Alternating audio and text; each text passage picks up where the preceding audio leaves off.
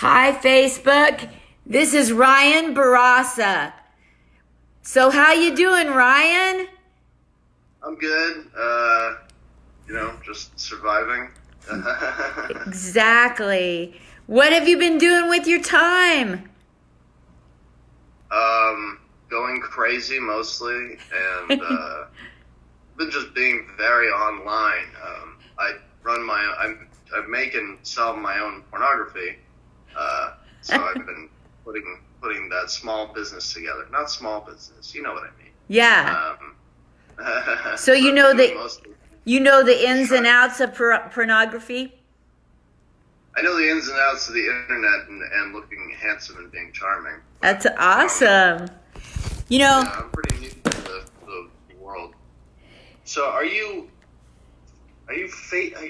so you're looking at me on your computer and you're recording on Facebook Live on your phone? Yes, because I'm gangster. Okay, all right, that's next level. Yeah, all right, cool. Somebody's going to sue me, and I just don't know who. But Adam Dominguez There's got to be a way to post it. Yeah. Adam Dominguez is working on it. He's going to make it where I can do this on YouTube to Facebook. Oh, all right. Something like that. Yeah. I'm a fan of him. I'm posting butt pictures on Twitter, so make sure. So tell everybody about you getting into comedy. When did that happen? It actually happened 9 years ago on March 27th, so my 9-year anniversary just passed recently. Wow. March 27th, 2011. I started in Boston. I just went to go see my first live comedy show with, it was Gary Goldman was the headliner. I love him. I didn't know he was going to be there, and it was just in this basement show of a restaurant called Dick Doherty's Beantown Comedy Vault, very Boston name. So I sat right up front, saw Gary Goldman perform. He had me dying, and from then I was just like, oh, well, now I know what I need to do with the rest of my life. I tried to be like an actor and other stupid shit like that, and just could never put my hand on, or my finger on what I was actually good at. But I've always been funny for the most part, so.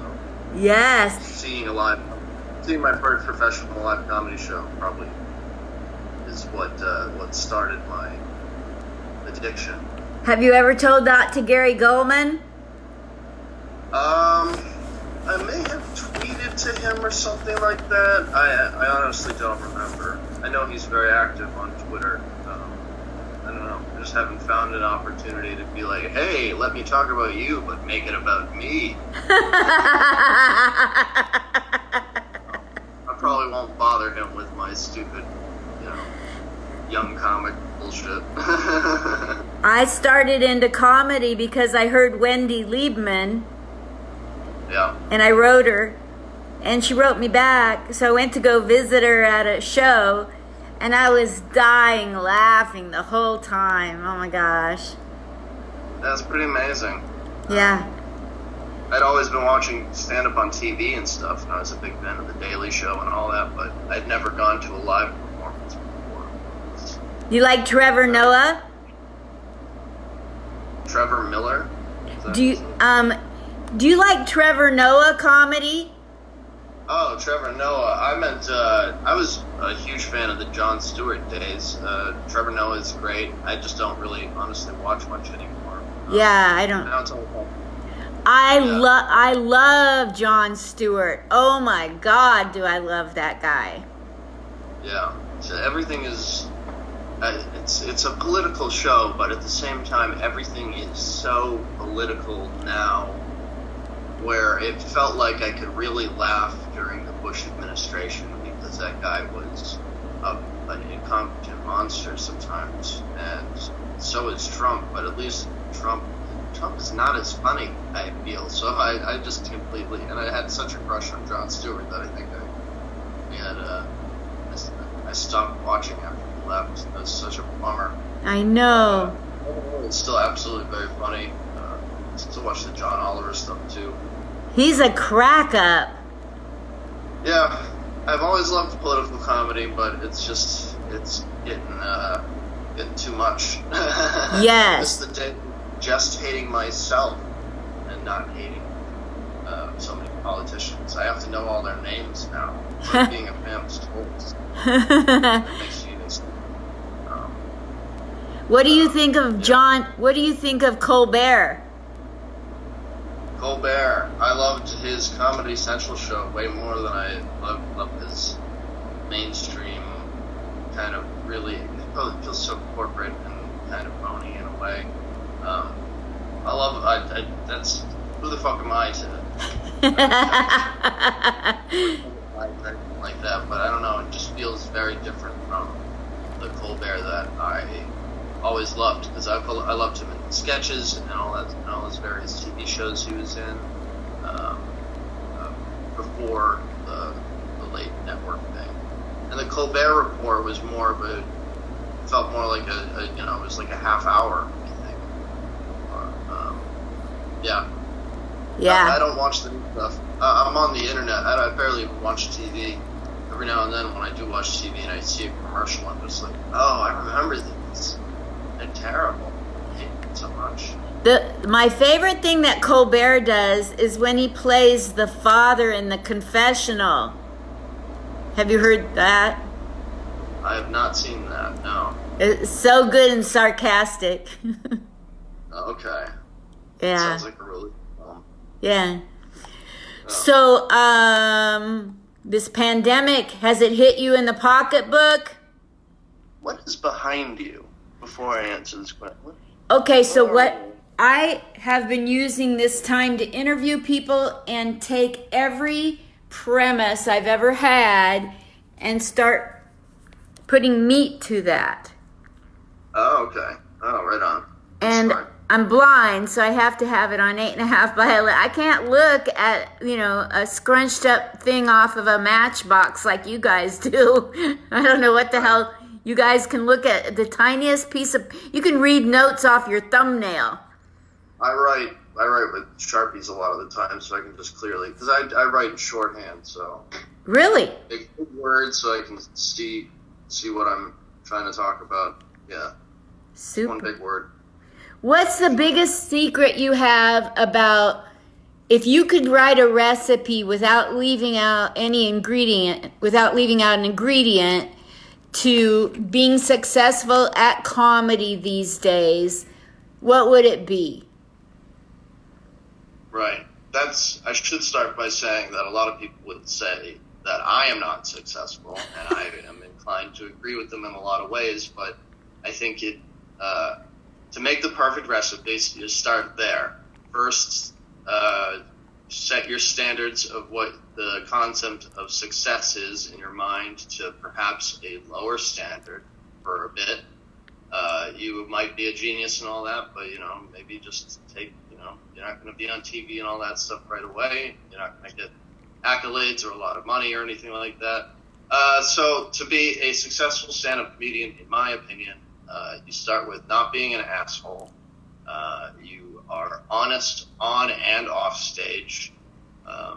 You strive to put yourself out there for people rather than just try to write jokes for people. I insist that people try to write what they think is funny and then hope that other people also think it's funny. If not, keep working on it. Obviously, write and perform as often as you can. Did I mention the don't be an asshole part? That's pretty key. Probably don't be, like misogynist, racist. If you're going to say anything incredibly offensive, be prepared to, have a conversation with somebody afterwards with an upset person or something like that. Yes. Something like that. Don't be an asshole. That over and over again. If no one wants to work with you, make your own thing. Just do your own show. Don't concern yourself with the opinions of others. Take all advice, including what I'm saying right now, with a grain of salt. When I started, I had countless what I thought were seasoned professionals tell me just now looking back, the worst advice you could ever get. And really put all your effort into it. It's an incredibly hard job that is oftentimes very lonely and filled with rejection. But you have to have a positive outlook because you're essentially signing up for one of the hardest jobs in the world, and it doesn't pay shit forever. But it's one of the most rewarding jobs. Yeah. But you have to have a positive, on top of everything, have a positive outlook, no matter how hard that may be. I think that's about it. It's the usual advice that I throw around when people ask me. I love it. So when somebody gets off stage and they bombed, have you ever been guilty of saying good job? Did the audio go out? It says I'm unstable. Touch a thing. Oh, there you are. It says I'm unstable. Yeah, your connection's a little wonky. It's going in and out a bit. I'll have to tell. It has like this business Wi-Fi. It's crazy fast. I hate it. What were you saying? I forget. Let me move to the next thing with my dementia brain. This shutdown has hit you in the pocketbook. Are you accepting donations? I sure am. And yeah, it has affected me quite a bit. Do you do Cash App? What's that? Do you have a cash? Oh, yeah, I got it. I do porn. I got everything. Trust me. Do you want to get those tips from everybody? My Cash App handle is I think you started with the $, and then it's Joke Slut. So yeah, JOKESLUT. I love it. Yeah, allmylinks.com/Ryan Kickassa has literally all my links. Okay. Including donating. Ryan Kingassa. Kickassa. Kickassa. I love it. Yeah. Just like it sounds. Exactly. So, I'm going to donate to you. And for everybody on here that listens to this and donates to you, let me know and I'll add another $5 for each donation from other people. Oh, geez. Thank you. It hasn't affected my pocketbook, so that's what I'm doing with my money. And I'm having a blast helping other people, so what the hell? Let's do this. That's very nice of you. That's very kind of you. Yeah, we're all in my pocketbook together. I'm far from, some sort of paid headline or anything like that. I'd say I'm still at the feature level, but I do get gigs, and I had a bunch of gigs canceled. I was so looking forward to 2020 because my January, actually I'd say even my December through January and February were so good, where I was getting consistent paying work. Underwear show was kicking off, and we were just having a great time with that. And along comes this virus and ruins everything. And even the $50 a week that I was getting from hosting my open mic made a pretty big difference, because I'm doing everything in my ability to avoid being an adult and get a regular job. I just want to do comedy and porn and my internet stuff. And thankfully all that's keeping me afloat a little bit. But yeah, it's been hard. Yes. Even having tiny gigs and stuff like that, it's such a bummer. I could be making money and producing my own show right now with Underwear Show again. And we had a budget and we had new venues, all down the toilet, just because the government essentially can't take care of us. It's maddening. Absolutely. So yeah, I appreciate that. So I have a question for you. Do you have a podcast? Because I got nothing to do with time. I want to promote and listen to podcasts. I don't have a consistent podcast, really. On occasion, I'll put out a video or something like that. But honestly, with all this happening, it's been really difficult to even feel inspired. But do you have a podcast? Do you have a podcast I can promote? even if it hasn't had updates? Not really. Okay. No, I always recommend just check out my Twitter account and stuff like that, because that's where I'm most consistent, and I go live there too. The closest thing I have to a podcast is I sit with a comedian friend and we smoke weed and just talk shit. That's pretty much it. What's your handle on Twitter? You can find me under pretty much everything at Ryan Kickassa. Got it. RyanKickAssa. ASSA. Got it. Wonderful. So tell me about the Batman shirt and what you and I talked about at Rebar about you wearing black, please. Okay. The Batman shirt. Well, first of all, I'm very addicted to thrift stores. I really wish that. I lived in a neighborhood full of like recovering Gothic people, so that they donate all their clothes to good people. There, grab them all. Big fan of the color black. Not only just aesthetically. I think it looks good on my very pale skin. But I've always been kind of I started being Gothic in high school essentially. I remember meeting a buddy of mine, and he just wore all the black, and he had crazy hair and stuff like that. I immediately connected with that. And then I'd always been listening to rock music and stuff like that my entire childhood. Literally grew up on Metallica and all that sort of stuff. I'm 32. You told me about something with the Man in Black. Yeah, and I was always influenced by guys like Johnny Cash. Who spoke about.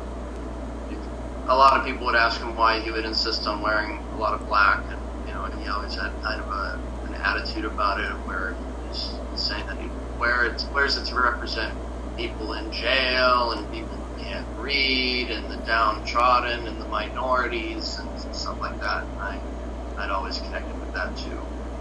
This doesn't have the same vibe as Johnny Cash though. This is an embarrassment to mention Johnny Cash while wearing a stupid fucking Batman. I was a big fan of Batman. Nice to be saying all that while wearing like a dark suit or something. I'd like to go back to the fact that you do porn and comedy. So have you ever listed out the similarities or differences and done comedy about that? Yeah. They're very, very similar, and I'd say they go hand in hand very well. If you have confidence in yourself, and if you feel comfortable doing stuff like that, and you're a comedian or vice versa, you're into porn and you're interested in comedy, I recommend giving it a try. It's a nice little side hustle. They are literally both jobs that you are promoting your own self, your own personality. You're your own boss.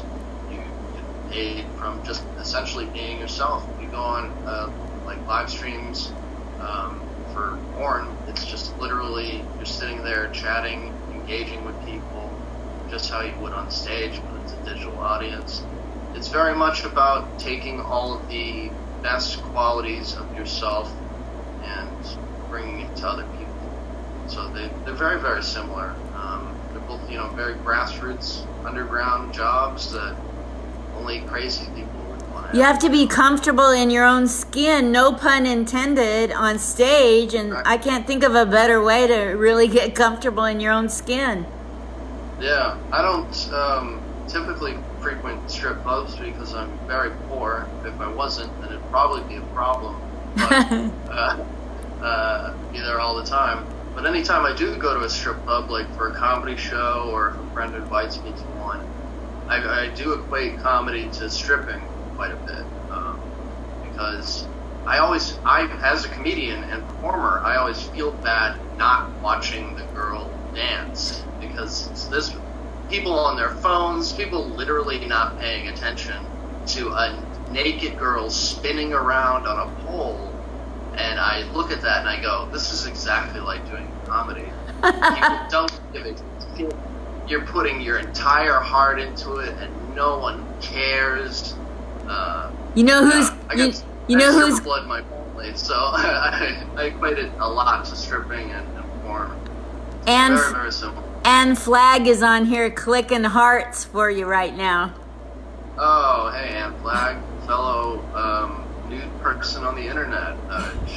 If anyone knows of Ann Flag, you should know that she's very beautiful and funny, and she has her own OnlyFans account, which you should definitely check out. Yes. Movies. I'm waiting for OnlyFans 2. She said, "Great point, Ryan." I'm waiting for OnlyFans to have. I caught 70% of that joke. I was really looking forward to whatever the punchline was, but now your reception is now in the red. Oh man. You sound like a robot. Why don't you finish out talking? Can you talk then?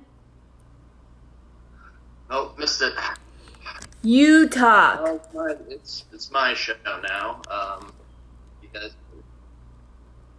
It says I'm unstable. Absolutely. Let me talk about one of my favorite subjects until I can hear you again. Social media. What a great thing, social media. So many people don't understand it, and they treat it as a tool to make themselves depressed. And boy, does that bum me out. Because social media is literally a thing.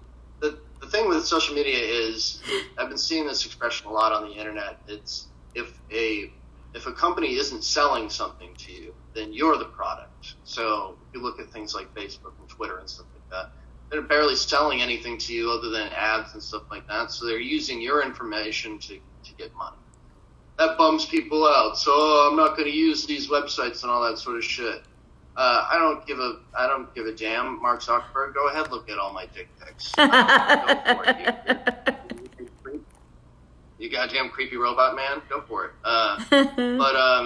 And a lot of people look at social media and they go, "Oh, I don't get as many likes," or I look at other people's stuff, it bums me out, and I get depressed.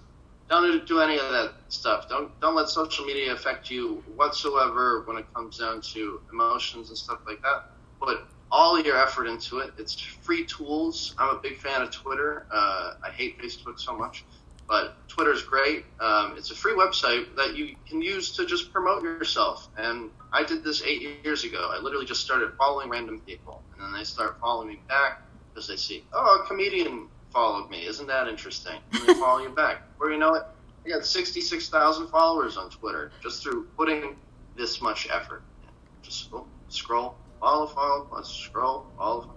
Do that. Do it on Instagram. Do it on everything. There's no excuses, especially right now because we're all literally trapped inside. So if you have any questions out there, people, about social media and stuff like that, feel free to shoot me a message. I help comics out all the time, whether or not it be with porn sites or Twitter or just, advice and all that sort of things. I'm a big fan of social media. I've made a lot of money. I've gotten laid through social media, gigs, everything. Everything a growing boy needs, I've gotten through social media at some point. Plus the countless compliments about how cute I am. So really, during these quarantine times, put in some effort into your social media. Are you on Twitter? Do you understand Twitter? Do you understand any of that? Just give it a shot. Can't hurt. So that's my little rant. You're still in the red. I feel like I'm gonna have to just close out the whole show. Thank you. You're the headliner. Thank you so much. I'll see you later. Yeah. You're the best. Love you. Bye. Bye. Thanks for having me. Bye. Thank you.